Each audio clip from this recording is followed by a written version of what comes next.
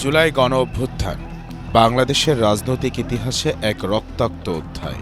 এই অধ্যায়ের কেন্দ্রবিন্দুতে এখন একটিই নাম, ক্ষমতাচ্যুত প্রধানমন্ত্রী শেখ হাসিনা।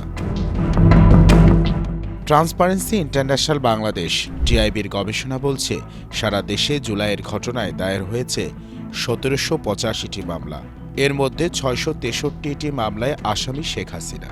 সবচেয়ে ভয়াবহ তথ্য, ৮৩৭টি হত্যা মামলা, তার মধ্যে ৫৫৩টি সরাসরি শেখ হাসিনা অভিযুক্ত।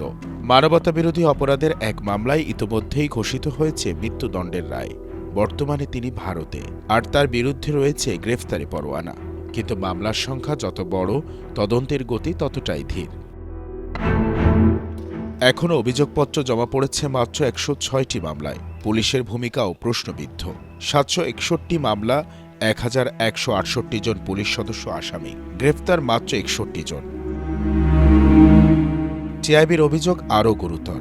অনেক আসামি দেশ ছেড়ে পালিয়েছেন, যেখানে সহায়তার অভিযোগ উঠেছে প্রভাবশালী মহল ও নিরাপত্তা বাহিনীর বিরুদ্ধে। একই সঙ্গে চলছে নির্বিচার মামলা, রাজনৈতিক হয়রানি আর মামলা বাণিজ্যের অভিযোগ। টিআইবি সতর্ক করছে, দুর্বল তদন্ত আর রাজনৈতিক প্রভাব থাকলে প্রকৃত অপরাধীরা থেকে যাবে ধরাছোঁয়ার বাইরে।